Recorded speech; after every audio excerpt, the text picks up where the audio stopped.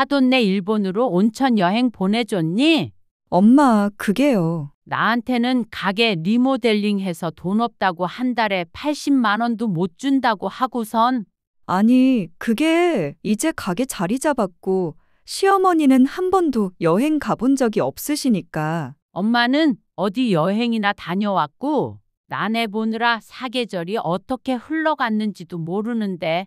아니, 손주 봐주는 게 일이에요. 왜 말을 그렇게 해요? 너 하민이 태어나고 지금껏 빈말이라도 어디 여행 한번 가서 쉬고 오라는 말 한 적 있어? 애 어린이집 간다고 이제 필요 없는 사람 취급해놓고는. 애가 어린이집 다니면 엄마가 볼 시간도 줄어드는데, 당연히 그 돈을 제가 줄 필요는 없죠. 그리고 가게 바쁘면 가끔 엄마가 봐줄 수도 있고. 가끔이라고? 허구한 날 연락 와서는 부부 동반 때문에 애 좀 봐달라. 친구들이랑 약속 있다고 봐달라 했던 게 가끔이야? 오늘 이야기 속 주인공은 57세 김희자 씨 사연입니다. 그리고 그녀의 딸의 이야기이기도 하죠. 희자 씨는 아침마다 작은 마트로 출근했습니다. 마트 점원으로 일한 지도 10년이 되었습니다. 손님들과 안부를 나누고 유통기한 스티커를 붙이는 일상이 그녀의 삶이었습니다. 딸들은 엄마는 일 안 해도 돼.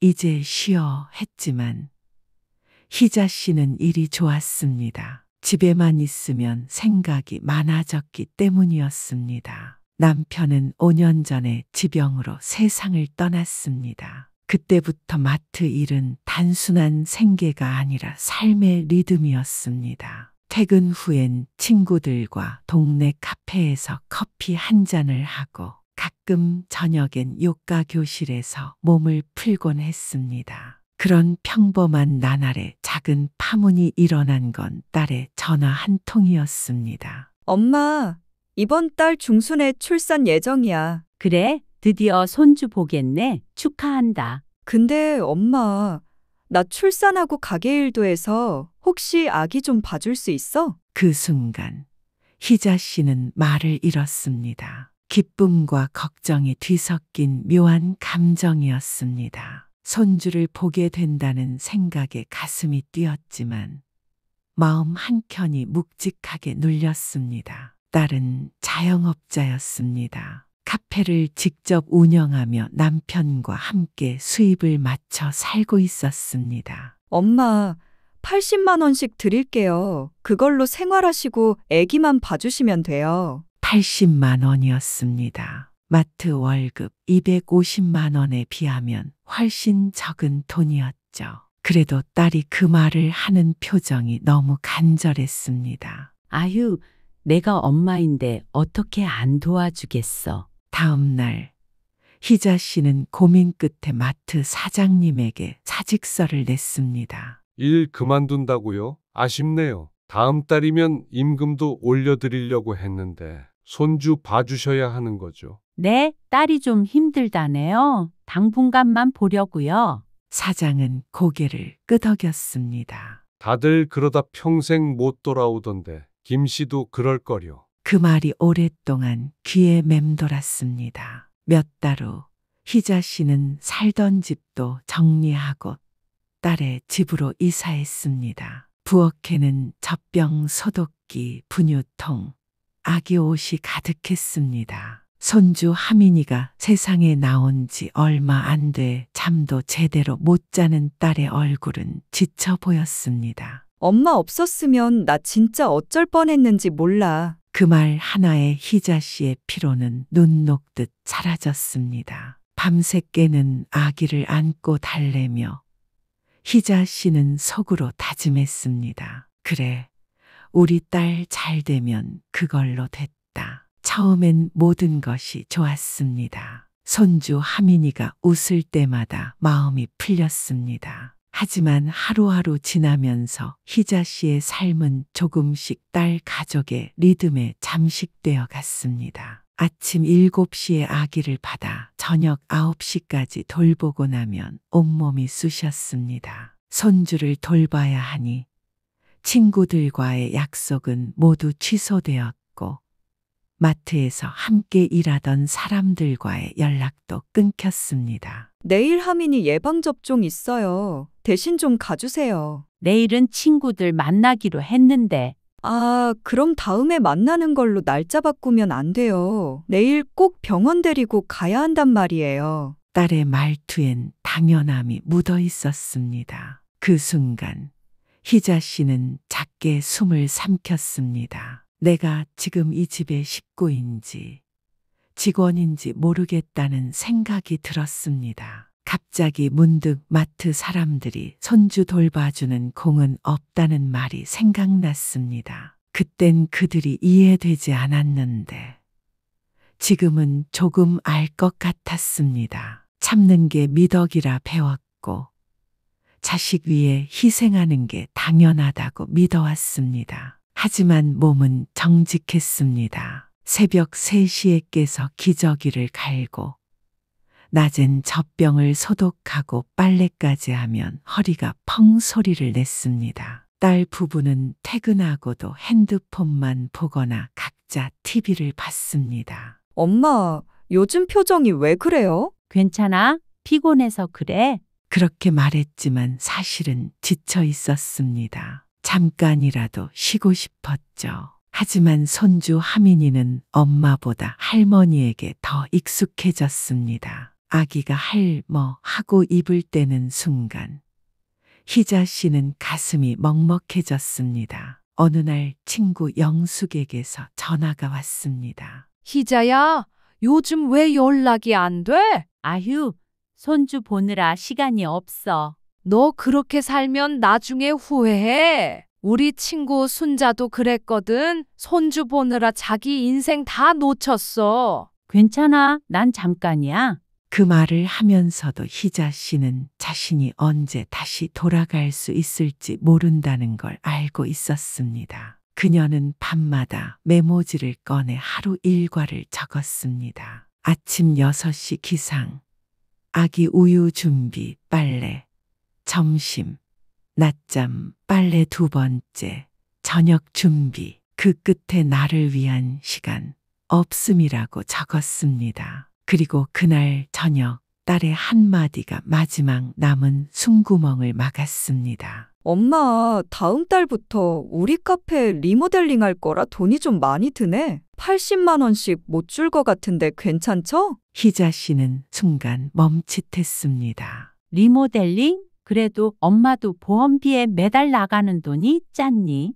어차피 하민이도 어린이집 가면 엄마가 애 돌볼 시간도 줄어들고 안 주는 게 맞잖아요. 그 순간 희자 씨의 손에서 메모지가 미끄러졌습니다. 그녀는 천천히 고개를 들었습니다. 딸의 얼굴에는 감사도 미안함도 없었습니다. 희자 씨의 가슴 어딘가가 서늘하게 식었습니다. 10년 일하던 마트를 그만두고 자신의 시간을 모두 쏟은 결과가 이제 필요 없다는 말로 들렸습니다. 다음 날 아침 희자 씨는 조용히 딸을 불렀습니다. 시간 좀 있니? 딸은 커피를 마시며 휴대폰을 보고 있었습니다. 왜요? 희자 씨는 천천히 말을 꺼냈습니다. 어차피 이제 하민이 어린이집 가고 내가 하민이 안 보면 같이 살 이유도 없잖니.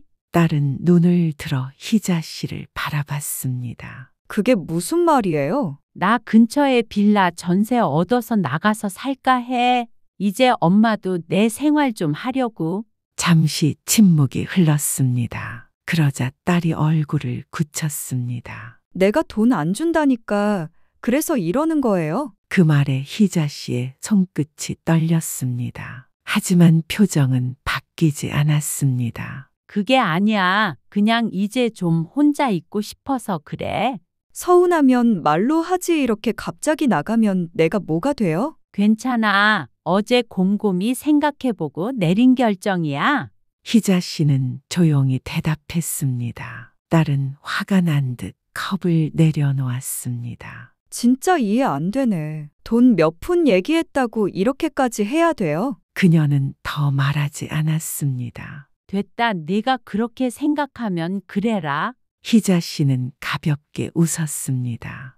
하지만 그 웃음은 오래가지 않았습니다. 그녀는 조용히 방으로 들어가 짐을 챙겼습니다. 옷 몇 벌, 남편 사진 한 장, 손주와 찍은 사진 2장. 딸은 여전히 불만스러운 얼굴이었습니다. 엄마 진짜 나가요? 그래, 너희 집 근처로 얻었으니 필요하면 언제든 연락해. 그녀는 그렇게 대답하고 문을 닫았습니다. 문이 닫히는 순간 집안의 공기가 달라졌습니다. 희자 씨는 현관 앞에 놓인 신발을 신으며 혼잣말을 했습니다. 같이 살 필요도 없지. 서로 편하겠지. 그리고는 그녀는 천천히 걸어 나갔습니다. 햇살이 따갑게 내리쬐었지만 마음 한켠은 시원했습니다. 오랜만에 자신이 선택한 길을 걷는 기분이었습니다. 이사 온 지 한 달이 지나자 이자 씨의 얼굴엔 조금씩 여유가 돌아왔습니다. 작은 빌라지만 햇살이 따뜻했고 창문 앞에 두어놓은 화분에도 새순이 올라왔습니다. 아침이면 커피를 내리고 점심엔 동네 시장을 걸었습니다. 예전 마트에서 마주치던 손님이 인사를 건넸습니다. 김씨, 요즘은 어디서 일해? 이제는 쉬어요. 손주도 어린이집 가고 해서요. 얼굴 좋아졌네. 표정이 편해졌어. 그 말에 희자 씨는 웃었습니다. 퇴근 후 친구 영숙 씨를 만나 동네 카페에서 수다를 떨기도 했습니다. 희자야, 너 예전보다 훨씬 나아 보여. 그래, 사실 요새 같으면 나도 내 자신을 찾은 것 같아서 좋네. 그녀는 그렇게 말하며 웃었습니다. 정말 그랬습니다. 오랜만에 편안한 나날이었습니다. 그런데 연락이 뜸하던 딸에게서 전화가 걸려왔습니다. 엄마, 오늘 카페 손님이 많아서 하민이 하원 좀 도와줘요. 미리 말 좀 해주지. 나도 오늘 약속이 있어서 나가던 길인데. 아니, 손주가 중요하지. 지금 약속이 중요해요. 잠깐이야, 2시간만. 희자 씨는 결국 약속을 취소했습니다. 그리고 손주가 오면 식사 챙기고 낮잠 재우고 다시 저녁까지 돌보게 되었습니다. 잠깐이 하루가 되는 건 늘 한순간이었습니다. 며칠 뒤 또 전화가 왔습니다. 엄마, 하민이 어린이집에서 감기 옮았대요. 오늘 하루만 봐주세요. 그래, 데리고 와. 그녀는 그 말이 입에서 자동으로 나오는 게 스스로도 신기했습니다. 그날 저녁 딸은 늦게 와서 아이를 데려갔습니다. 엄마 덕분에 살았어요. 이제 좀 쉬어. 몸 안 상하게. 그럼요. 내일 또 부탁드릴게요. 뭐, 내일도? 내일도 점심에 손님들 많이 몰릴 것 같아서 그래요. 딸은 미안하단 말도 없이 웃었습니다. 그날 밤 희자 씨는 허리가 저려 파스를 붙였습니다. 한동안 고요한 빌라 안에 그녀의 한숨만 울렸습니다. 며칠 후 첫째 딸 승연이 찾아왔습니다. 엄마, 요즘 얼굴이 왜 이래요? 살도 빠지고. 그냥 좀 피곤해서 그래. 설마 또 하민이 봐주는 거예요? 가끔이지 뭐. 가끔 내가 전화할 때마다 애 울음소리 들렸는데. 희자 씨는 아무 말도 하지 않았습니다. 첫째 딸은 한숨을 쉬었습니다. 엄마, 막내 너무하잖아요. 엄마를 뭐 심부름센터로 알아? 걔도 일하느라 바빠서 그래. 바쁜 게 다야? 엄마도 사람인데. 괜찮아. 손주는 나한테 귀여운 거야. 그녀는 그렇게 말했지만 마음 한켠이 묘하게 허전했습니다. 딸에게는 손주 돌봄이 의무처럼 돼버린 것 같았습니다. 그 다음 주엔 또 전화가 왔습니다. 엄마, 이번 주말 시댁 행사 있어서 하민이 좀 봐주세요. 또야? 이번만이에요. 진짜 엄마도 하민이 보고 싶잖아요. 그 말에 또 마음이 약해졌습니다. 결국 그 주말에도 손주를 데려왔습니다. 아이는 놀다 잠이 들었고 희자 씨는 식탁 앞에 앉아 조용히 커피를 마셨습니다. 커피 맛이 평소보다 씁쓸했습니다. 그녀는 창문을 열었습니다. 골목에서 들려오는 아이들 웃음소리가 들렸습니다. 다들 자기 아이 키우느라 바쁘겠지. 나는 이제 할 일 다 했는데 왜 아직도 이렇게 사는 걸까? 딸은 당연하듯이 희자 씨에게 손주를 맡겼고, 이젠 일 때문이 아닌 이유로 손주를 맡기는 날 점점 늘어났습니다. 미용실 예약이 있다며 부부 동반 모임이 있다면서 점점 손주를 맡기는 일이 허다했습니다. 희자 씨는 요새 몸이 고단했는지 몸살이 걸려 끼니도 거른 채 누워 있었습니다. 어쩌면 당연한 일이었을지 모릅니다. 손주를 안고 등하원에 병원까지 버스를 타고 이리저리 다녔으니 안 아픈 게 이상할 정도였습니다. 약을 한 채 먹고 잠이 들려고 하던 참이었습니다. 현관에서 몇 번의 초인종이 울리더니 도어락 비밀번호 누르는 소리에 희자 씨는 자신도 모르게 이불을 얼굴 끝까지 덮어버렸습니다. 집에 있으면서 왜 문도 안 열어줘요? 어머, 엄마 어디 아파요? 밥은 먹었어요? 수척해져 있는 희자 씨를 보고는 딸은 잠시 놀란 듯 했습니다. 그리고는 화장실로 가 가재 손수건에 물을 묻혀 이마에 얹혀주었습니다. 희자 씨는 속으로 그래도 딸밖에 없네라고 생각했습니다.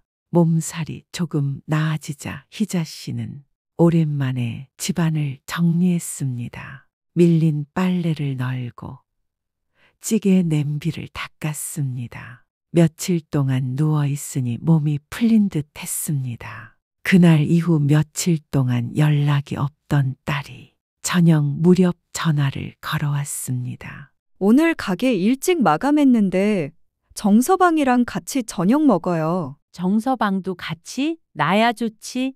저녁 뭐 먹을까? 밖에서 먹는 건 질려서 집에서 간단하게 찌개 끓여서 먹어요. 요새 꽃게철이던데 오시다가 시장 들려서 꽃게 좀 사와서 꽃게탕 좀 끓여줘요, 엄마. 꽃게탕이 얼마나 손이 많이 가는데 간단이라니? 저 가게 마감해야 하니깐 끊을게요. 아, 그리고 시장 근처니깐 하민이 하원도 좀 부탁해요. 자기 할 말만 하고 끊어버리는 딸이었습니다. 희자 씨는 딸의 태도가 뻔뻔했지만 오랜만에 사위도 함께 저녁 먹는다고 하니 화를 삼키고 시장으로 가 장을 보았습니다. 찌개와 갖가지 반찬들이 다 차려졌을 때쯤 딸과 사위는 집으로 왔습니다. 사위는 저녁을 차리고 기다리게 한 장모님이 미안했는지 안절부절 못하는 표정으로 희자 씨를 바라보았습니다. 장모님 힘드셨죠? 밖에서 외식하자니까 이 사람이 싫다고 하는 바람에. 괜찮아. 나도 오랜만에 사위 음식도 해주고 좋은데 뭘 얼른 앉아서 먹자. 그런 사위 옆에서 딸은 아무렇지 않은 표정으로 손주 녀석만 보고 있었습니다. 밥상 위에는 잘 끓여진 꽃게탕과 구운 고기가 올라왔습니다. 사위와 딸은 오랜만에 먹는 집밥인지 밥 2공기를 뚝딱 비웠습니다. 장모님 오늘 꽃게탕 최고예요. 요즘 이런 밥 못 먹어요. 그래, 자네가 맛있게 먹어주니 나야 좋지. 희자 씨는 사위의 말에 잠시 웃었습니다. 그리고는 식사가 끝나고 과일을 준비해 거실로 자리를 옮겼습니다. 손주는 장난감을 꺼내 들고 뛰어다녔고 희자 씨는 귀여운 손주를 바라보고 웃고 있었죠. 그때 옆에 있던 딸의 전화벨이 울렸습니다. 시어머니의 영상 전화였습니다. 그런데 딸은 전화를 받지 않고 당황한 듯 사위를 잠시 쳐다보았습니다. 왜인지 사위도 제 눈치를 보는 것 같았습니다. 딸은 서둘러 전화를 받았습니다. 네, 어머니, 식사하셨어요? 응, 먹었지. 아니, 우리 며느리 덕분에 내가 일본 온천 여행도 다녀오고 고마워서 전화했지. 아, 네. 잘 다녀오셨어요? 그럼 친구들이 얼마나 부러워하는데 조만간 여행 가서 사온 너희들 선물 들고 갈게. 하민이도 보고 싶고. 그렇게 전화를 끊은 뒤에도 거실엔 어색한 침묵만 흘렀습니다. 침묵을 깬 건 사위였습니다. 장모님도 어디 가고 싶은데 없으세요? 저희가 여행 보내드릴게요. 희자 씨는 사위의 말을 뒤로한 채 딸을 쳐다보았습니다. 사돈네 일본으로 온천 여행 보내줬니? 엄마, 그게요. 나한테는 가게 리모델링해서 돈 없다고 한 달에 80만 원도 못 준다고 하고선. 아니, 그게 가게 자리 잡았고 시어머니는 한 번도 여행 가본 적이 없으시니까. 엄마는 어디 여행이나 다녀왔고 나내 보느라 사계절이 어떻게 흘러갔는지도 모르는데. 아니, 손주 봐주는 게 일이에요. 왜 말을 그렇게 해요? 너 하민이 태어나고 지금껏 빈말이라도 어디 여행 한번 가서 쉬고 오라는 말 한 적 있어? 애 어린이집 간다고 이제 필요 없는 사람 취급해놓고는. 애가 어린이집 다니면 엄마가 볼 시간도 줄어드는데 당연히 그 돈을 제가 줄 필요는 없죠. 그리고 가게 바쁘면 가끔 엄마가 봐줄 수도 있고. 가끔이라고 허구한 날 연락 와서는 부부 동반 때문에 애 좀 봐달라 친구들이랑 약속 있다고 봐달라 했던 게 가끔이야? 희자 씨는 지금껏 서운했던 마음들이 물밀듯이 몰려왔습니다. 그리고는 외투를 챙겨 딸 집에서 나와 택시를 탔습니다. 친구가 말한 손주 봐준 공은 없다는 말이 떠올랐습니다. 그땐 농담처럼 들렸지만 지금은 그 말이 왜 그렇게 현실 같았는지 알 것 같았습니다. 창밖으로 스치는 불빛이 눈부시게 번졌습니다. 희자 씨는 서운함에 눈물이 났습니다. 딸의 말이 머릿속을 떠나지 않았습니다. 그동안의 날들이 주마등처럼 스쳤습니다. 손주의 젖병을 씻고 밤새 업어 재우고 감기로 끙끙 앓을 때마다 병원을 뛰어다녔던 시간들. 딸의 일정을 맞추기 위해 자신의 약속을 미루고 친구들의 모임도 포기했었습니다. 그런데 그 모든 걸 일도 아니다라니.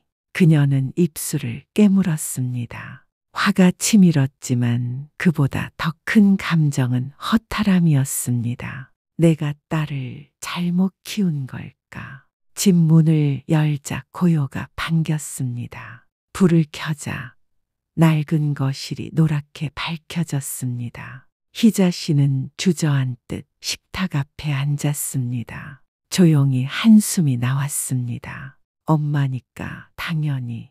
그 말이 얼마나 잔인한 위로였는지 이제야 알 것 같았습니다. 희자 씨는 커피포트를 올렸습니다. 물이 끓는 소리가 방 안을 채웠습니다. 그 소리를 들으며 마음속으로 다짐했습니다. 그래, 고마운 줄 모르는 사람에게 더는 내 시간 내주지 말자. 그 일이 있고 난 후 면리로였습니다. 딸이 아닌 사위에게서 연락 왔습니다. 사위는 다소 떨린 목소리로 말을 꺼냈습니다. 어머니, 제가 중간에서 잘 챙겼어야 했는데 정말 죄송해요. 하민이 돌봐주신 게 장모님 덕인데 저희가 너무 생각이 짧았어요. 희자 씨는 말없이 듣고 있었습니다. 솔직히 서운하지 않다면 거짓말이고 많이 서운하네. 뭐라 드릴 말씀이 없네요. 저랑 승연이도 많이 반성하고 있어요. 근데 반성한다는 애가 전화 한 통이 없어. 자네한테 이런 말 해봤자 뭐 하겠어. 앞으로 하민이는 자네랑 승연이가 잘 키우게. 전화를 끊고 나서도 한동안 휴대폰을 내려놓지 못했습니다. 사위의 사과가 고맙기도 했지만 딸에게서 아무 소식이 없는 것이 마음을 무겁게 했습니다. 시간은 그렇게 흘러 한 달이 지났습니다. 그동안 딸에게서 단 한 번의 전화도 오지 않았습니다. 희자 씨는 더 이상 기대하지 않기로 했습니다. 어느 날 친구 순옥 씨에게서 전화가 왔습니다. 희자야, 단풍 구경 갈래? 설악산이 절정이래. 그래, 가자. 그녀는 단출한 옷 몇 벌을 챙겨 여행길에 올랐습니다. 기차 창밖으로 보이는 산자락은 붉게 물들어 있었습니다. 설악산에 도착한 희자 씨는 사람들 틈에서 놀러온 딸과 손주 친정엄마의 모습이 눈에 들어왔습니다. 그 모습을 보고 있으니 희자 씨는 손주 하민이의 모습이 떠올라 한동안 바라보다가 조용히 고개를 돌렸습니다. 그리고 얼마 후 그때 초인종이 울렸습니다. 문을 열자 딸이 서 있었습니다. 엄마, 잠깐 들어가도 돼요? 무슨 일로 왔니? 왜 또 애 맡기려고? 아니요, 그냥 엄마 생각이 나서요. 한 달 만이네. 알아요. 너무 늦었죠. 미안해서요. 엄마가 해준 게 얼마나 큰지 이제서야 알겠어요. 참, 일찍도 미안하네. 나 그날 엄마한테 말한 거 다 후회돼요. 엄마가 손주 본 게 일이 아니라고. 그게 얼마나 못난 말이었는지 이제 알겠어요. 후회도 때가 있는 법이야. 엄마가 여지껏 널 도와준 걸 넌 너무 딸이라고 당연하게 생각했어. 알아요. 그래서 용기가 안 나서 못 찾아왔었어요. 하민이도 할머니 많이 찾기도 하고. 이제 와서 이런 말하면 뭐 한다니. 나 정말 변할게요. 엄마가 곁에 있으니깐 당연하다 생각했어요. 미안해요. 엄마가 도와줄 수는 있어도 당연하게 생각하면 안 되지. 적어도 손주 봐준 엄마한테. 할 말이 없어요. 이젠 엄마한테 기대지 않고 저희 힘으로 하민이 잘 키울게요. 딸의 사과에 희자 씨는 속은 후련했지만 마음 한켠엔 공허함이 남아 있었습니다. 이제 정말 예전으로는 돌아갈 수 없다는 걸 스스로도 알고 있었기 때문이었습니다.